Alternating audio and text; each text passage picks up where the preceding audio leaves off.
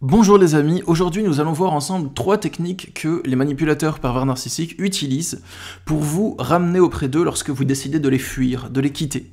Je vais vous expliquer comment comprendre ces techniques de manipulation, pourquoi ils arrivent toujours à vous récupérer, et aussi comment contrer ces techniques.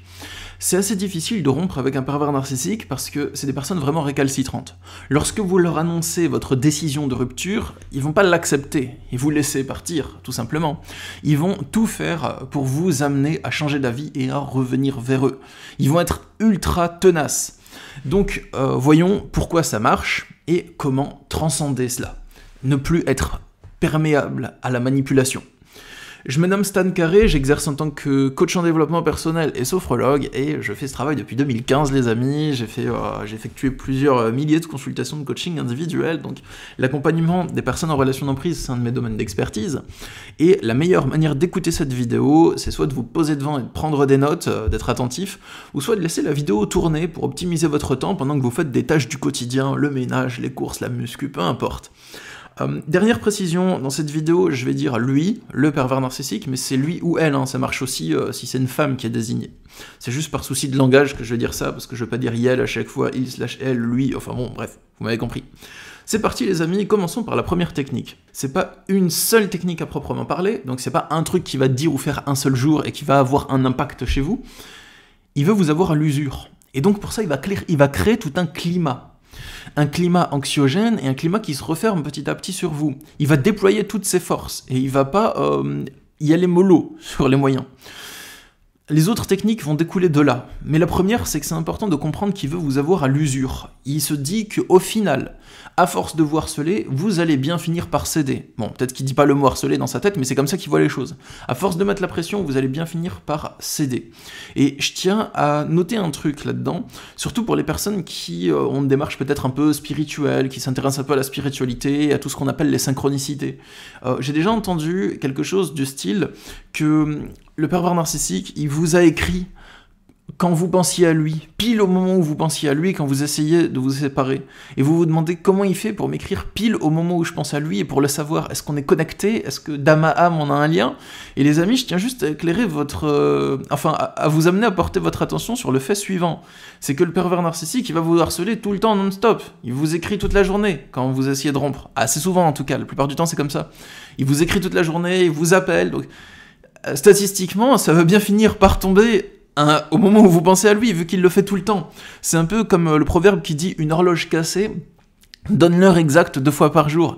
Et ben c'est pareil, le pervers narcissique vous écrit toute la journée, donc il y a bien un de ces moments où vous allez penser à lui. Donc ça c'était juste pour le petit point, peut-être un peu drôle, mais voilà, sinon pour le reste, c'est quelqu'un qui va vous harceler, et ça c'est sérieux. Par contre, il va vous envoyer énormément de messages, énormément d'appels, il va déployer beaucoup de force, donc il va mobiliser vos proches aussi. Il va parler à vos proches et leur dire qu'il est trop malheureux sans vous, qu'il se meurt, et que vous devez lui laisser une chance. S'il te plaît, parle-lui pour moi, toi il t'écoute, tu es sa meilleure amie, enfin voilà, tout ce genre de discours, vous connaissez, et ça il va le faire, il va peut-être parler à vos parents, ou bien si c'est vos parents que vous essayez de quitter, ils vont peut-être parler à votre conjoint, c'est quelqu'un qui va peut-être se pointer à votre travail, parler à vos collègues, vous suivre dans la rue, rayer votre voiture, camper devant chez vous, faire des tours en voiture devant chez vous, rester devant chez vous jusqu'à ce que vous lui ouvriez, toquer à la porte pendant des heures, vous foutre la honte devant les voisins, enfin bref, j'ai pas tout dit, mais c'est des techniques qu'on va retrouver souvent. Et je tiens à vous donner plusieurs points clés, parce que comment sortir de là? À l'usure, c'est difficile. Déjà que vous n'êtes pas sûr à 100% de votre décision de rompre, enfin peut-être que vous l'êtes, mais je sais que beaucoup de personnes qui veulent quitter un pervers narcissique ont des doutes, sont en conflit intérieur, ils se disent est-ce que je dois le quitter ou pas? C'est difficile, mais je vais quand même prendre cette décision. Donc ils ne sont pas à 100% sûrs dans leur décision. Et en plus, vous pouvez être fragile à ce moment, parce que vous sortez d'emprise, vous avez du mal à savoir ce que vous voulez dans la vie, comment vous reconstruire, vous êtes peut-être en état de choc, en état post-traumatique, ça aussi c'est important de le noter. Et lui, alors que vous êtes en état post-traumatique, il vous fait du harcèlement, c'est grave ce qu'il fait. Et souvent vous avez l'impression que c'est vous le méchant, parce que vous vous dites « mais mon seul moyen pour qu'il arrête, ça serait d'appeler la police, et si j'appelle la police, je lui fais du mal ». Vous pouvez avoir cette impression, alors que c'est vous qui êtes en état post-traumatique après d'avoir subi des sévices et des tortures psychologiques pendant des mois, et vous subissez du harcèlement. Les rôles sont inversés en fait, vous voyez les amis? Donc, premier point clé, non, enfin pour s'en sortir hein, de ça, après on va voir les deux autres techniques, non, sa souffrance ne légitimise pas son harcèlement. Et ça c'est super important de le comprendre. C'est pas parce qu'il souffre du fait que vous l'ayez quitté, que ça veut dire que c'est légitime qu'il vous fasse du mal. Si vous ne me croyez pas, demandez à la police. Est-ce que souffrir, ça légitimise le fait de faire du mal à quelqu'un? Est-ce que c'est parce que je souffre que j'ai le droit de commettre des crimes et des délits? Bah non, en fait, ça marche pas comme ça, et la loi française fonctionne ainsi aussi. Donc même vous souffrez, hein, et c'est pas pour autant que vous allez lui faire des choses qui vont à son encontre. Même si lui, il considère que la rupture, c'est le cas, la rupture, dans les faits, ce n'est pas un acte qui va à son encontre. La rupture, c'est un truc que vous faites souvent à contre-cœur, vous n'avez pas envie de rompre, mais vous le faites parce que c'est la seule solution que vous voyez pour votre salut, pour trouver votre paix intérieure. Salut, pas d'un point de vue religieux, mais simplement, c'est le seul moyen que vous trouvez pour être calme au quotidien et pour arrêter de subir des tortures psychologiques. Et le fait qu'il voit ça comme un acte contre lui, ça prouve qu'il a vraiment, je sais pas, peut-être une pathologie, qu'il est vraiment atteint dans sa tête, hein, vous voyez, des troubles mentaux, ça va pas. Il vous fait du mal, vous essayez de vous barrer, et il considère que vous lui faites du mal en ne le laissant pas vous faire du mal. C'est une logique de fou. C'est une logique, bon, c'est pas pour insulter la personne, mais j'emploie un mot fort, peut-être pour vous amener à peut-être changer la tournure d'esprit. Donc, le point clé, vraiment, pour se libérer il veut vous avoir à l'usure, il faut bloquer tout ce qu'il utilise pour vous manipuler et pour vous tourmenter. Il vous appelle, bloquez son numéro. Il vous appelle en masqué, bloquez le numéro masqué. Et ensuite, s'il laisse des messages vocaux et qu'il remplit votre répondeur, vous pouvez sélectionner une option sur votre répondeur. Regardez dans les réglages de votre répondeur, hein, moi j'ai SFR, j'appelle le 123, mais sinon vous avez d'autres numéros, enfin pour vos répondeurs. Et il y a des réglages qui permettent d'avoir un répondeur qui ne prend pas les messages. Et donc, dès qu'il appelle, il va entendre une voix qui dit « au revoir ». Et ça raccroche. Je vous jure, j'avais fait ça il y a plus d'une décennie quand ma mère me harcelait au téléphone. J'avais fait, quand j'essayais de me barrer justement, j'avais fait le répondeur qui enregistre pas les messages. Bon, je bossais pas à l'époque, donc c'était pas grave. Mais en vrai, la technique c'est de changer de numéro, vous donnez le numéro à votre travail, vous leur dites de vous joindre dessus, vous lui laissez un ancien numéro, et il laisse des messages où il y a marqué au revoir. Ah franchement, ça c'est le must. Si vous appelle avec d'autres numéros, bloquez-les. S'il vient devant chez vous, appelez la police pour qu'il le dégage. Vous êtes même pas obligé de porter plainte si vous avez pas peur. Enfin, si vous avez peur ou des représailles ou un truc du style. Vous pouvez simplement demander une intervention pour que la police le décolle de votre porte. Et ça marche très bien. Et il n'y a pas de répercussions si vous portez pas plainte. Bon, après, je sais pas ce que la police va décider de faire avec ça. Mais c'est pas la même chose. Donc, voilà les conseils que je pourrais vous donner. Je vais passer à la deuxième technique qu'il utilise, et vous verrez que même si vous avez l'impression d'avoir assez mangé avec ce que je viens de vous servir dans cette vidéo, je vous encourage à regarder la seconde technique, parce que vous en avez besoin si vous essayez de rompre avec lui, surtout si c'est votre partenaire de couple. Avant ça, je vous invite juste à vous abonner à cette chaîne YouTube si vous souhaitez être notifié de mes prochaines vidéos d'aide face aux relations toxiques. Pour ça, vous pouvez cliquer sur le bouton s'abonner qui est sous la vidéo et sur la petite cloche pour être notifié de mes prochaines vidéos. Sur ce, les amis, passons à la deuxième technique. La deuxième technique, c'est vous dire qu'il a changé. Et que vous devez revenir avec lui parce qu'il a changé, et que maintenant il va être l'homme parfait ou la femme parfaite que vous avez toujours voulu dans votre couple, qu'il va être plus gentil, qu'il va faire attention à vos besoins, enfin en gros, il va vous dire tout ce que vous avez envie d'entendre. Et il y a un niveau encore plus pervers à cette technique. Et ça, je l'ai déjà entendu quelques fois. Ce niveau pervers, c'est « je vais changer si tu reviens. Mais seulement si tu reviens. » Donc ça veut dire, pour l'instant, j'ai pas encore changé, donc c'est normal que tu ne puisses pas constater mes changements, mais si tu reviens, Inch'Allah, je ferai un effort. Et c'est pervers, pourquoi? Parce que souvent, moi ce que je vais conseiller aux personnes, c'est quand elles me disent « Stan, il me dit qu'il a changé et qu'il faut que je revienne. Comment savoir si c'est vrai ?» À ce moment, je dis à la personne, déjà, dans un premier temps, il faut que tu sois attentif ou attentive à comment il se comporte maintenant. Il dit qu'il a changé, mais il te harcèle toujours. Il t'a appelé combien de fois hier? 50 fois? Ben, il n'a pas changé. Il dit qu'il a changé, mais il veut que tu reviennes, il respecte pas ta décision. C'est une preuve qu'il n'a pas changé. Il dit qu'il a changé, mais il revient devant ta porte et il toque pendant 2 heures pour te dire « j'ai changé, ouvre ». C'est la preuve qu'il n'a pas changé. C'est comme si je vous dis « ouais, avant j'étais un tueur, mais maintenant je vais arrêter de tuer. Et je vais tuer des gens jusqu'à ce que tu me crois. » Enfin, vous voyez, ça n'a aucune logique.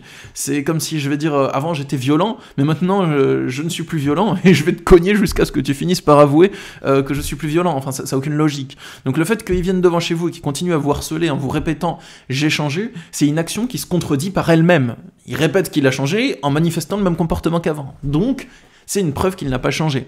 Mais ensuite, les pervers narcissiques se sont adaptés à mes techniques de contre-manipulation. Et ils ont trouvé l'excuse, je sais pas s'ils sont adaptés en vrai, hein, je pense pas qu'ils aient eu vent de mes techniques de contre-manipulation, mais c'est juste un esprit encore plus tordu et dérangé qui va sortir. Je vais changer, mais seulement si tu reviens. Pour l'instant, j'ai pas encore amorcé le changement, mais si tu reviens, tu verras que j'aurai changé à ce moment-là. Et donc, pour vous, comment faire face à ça? Vous vous dites, mais s'il a changé, mon seul moyen de le vérifier, c'est que je revienne. Et si je reviens et qu'il a pas changé, je suis dans la merde, là, j'allais m'en sortir. Et si je reviens, je vais être encore plus sous emprise, je vais peut-être habiter chez lui, je vais avoir du mal à m'en sortir, enfin, c'est difficile. Et je pense qu'il y a une parade. J'ai noté, s'il promet de changer seulement une fois que vous serez revenu, c'est la preuve qui est d'un non-changement, parce que c'est de la malveillance. Déjà, ça veut dire qu'il ne change pas pour vous, mais pour vous récupérer seulement. Il change pas pour le bien de son partenaire. Il change juste pour récupérer son partenaire. Donc ça veut dire que c'est une technique de manipulation. Et ça, il le dit ouvertement. C'est un aveu. Si je vais changer sur certains points, seulement si tu reviens, et ces points, c'est des trucs graves, hein, genre plus vous insultez, plus vous battre, ce genre de trucs, enfin ça va pas. Hein. Et s'il dit je vais changer juste si tu reviens, c'est une technique de manipulation. Et il le dit. C'est en gros, pour que tu reviennes, je vais arrêter de faire ces trucs. Mais juste pour que tu reviennes. Et il le fait pas pour votre bien-être, il le fait pour que vous reveniez. Une fois que vous êtes revenu, vous avez aucune garantie de ce qui va se passer.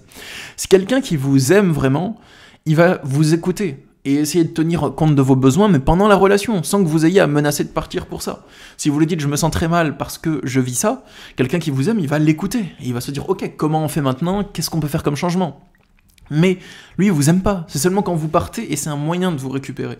Donc même s'il prétend changer seulement si vous êtes revenu, c'est la preuve qu'il a des mauvaises intentions. Sinon, il ferait pas tout ça. C'est la preuve qu'il veut pas votre bien. C'est la preuve limite qu'il veut votre mal. Sinon, il vous dirait pas « je changerai sur ces points qui sont quand même graves seulement si tu reviens et tu le verras seulement si tu reviens ». C'est pas une attitude gentille, c'est une attitude méchante. C'est une attitude d'un méchant, ça. Vous voyez, les amis ? Donc voilà, ça c'est mes conseils, c'est plus des trucs à constater, des trucs à regarder pour supprimer la question dans votre esprit. Et on va passer à la troisième technique que j'appelle l'essorage maintenant. La troisième technique de manipulation qu'il utilise pour vous ramener auprès de lui. Alors, juste avant ça, je tiens à vous préciser que si vous souhaitez avoir de l'aide pour quitter un pervers narcissique, déjà il y a toutes les vidéos présentes sur ma chaîne qui pourront vous aider grandement, mais si vous souhaitez avoir un accompagnement plus complet et plus encadré, j'ai fait un programme de vidéos en ligne qui s'appelle « Comment quitter un pervers narcissique », c'est vraiment la méthode pas à pas, et dedans, il y a 50 vidéos, 10 heures de vidéos réparties en 50 vidéos, donc c'est vraiment chaque vidéo sur un thème précis, c'est écrit dans le titre.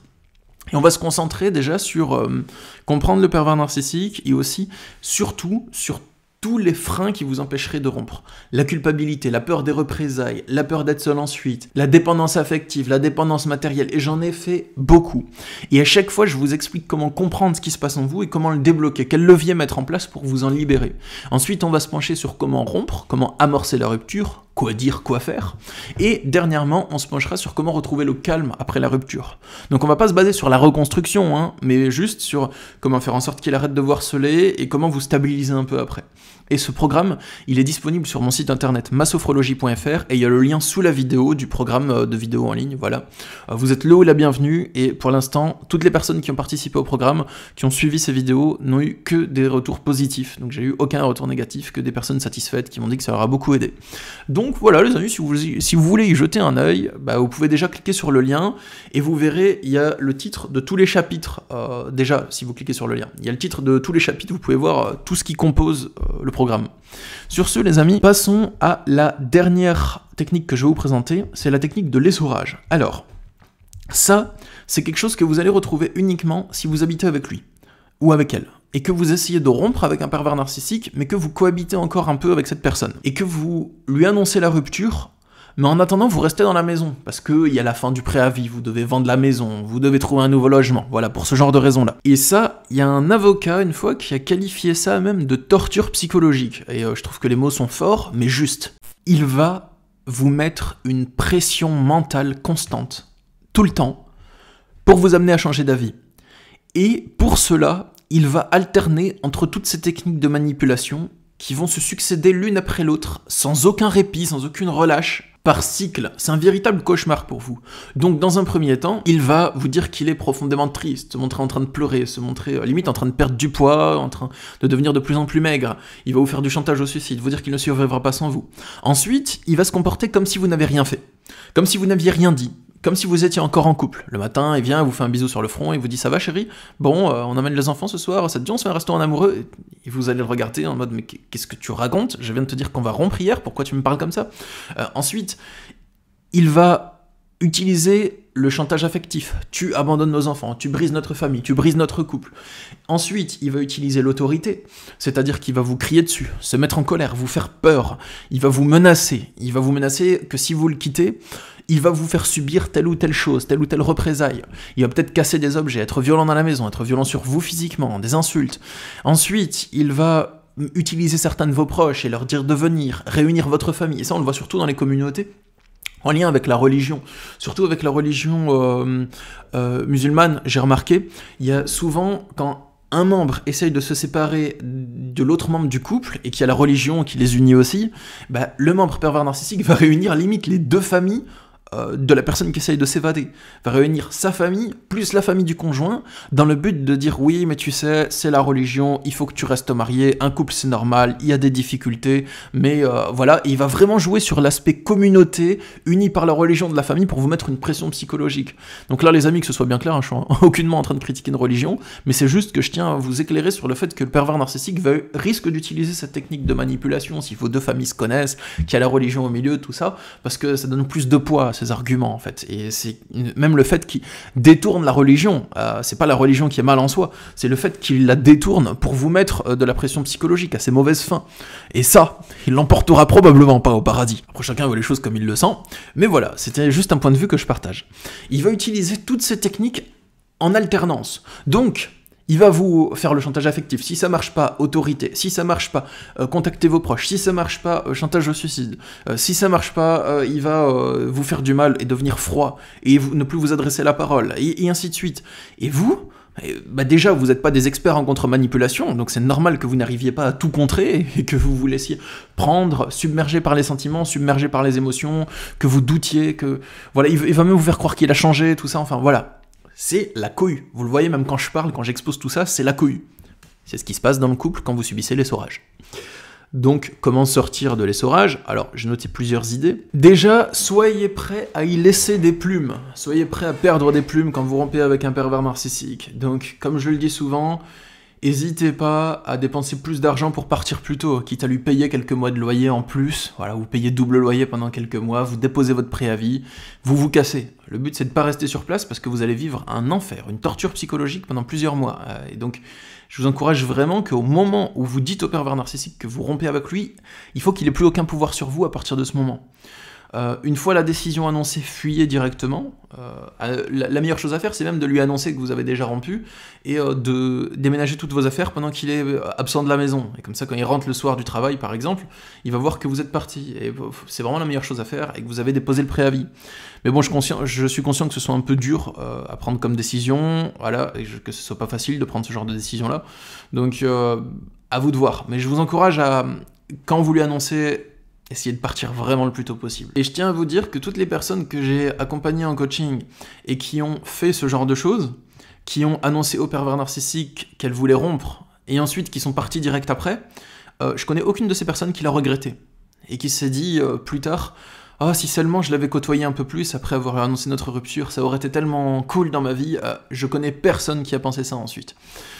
Peut-être regretter sur le court terme, genre le lendemain, oui, j'aurais peut-être pas dû partir, maintenant il est malheureux à cause de moi, oui, mais sur le long terme, je connais aucune personne qui a regretté ça.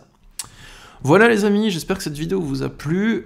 Si vous souhaitez donc avoir une aide plus complète, il y a mon programme de vidéo en ligne pour ça, et vous pouvez le trouver dans la description, il y a le lien. Et sinon, dans tous les cas, je vous dis à bientôt, à dans quelques jours pour une prochaine vidéo sur cette chaîne. Prenez soin de vous les amis, et force à vous. Au revoir.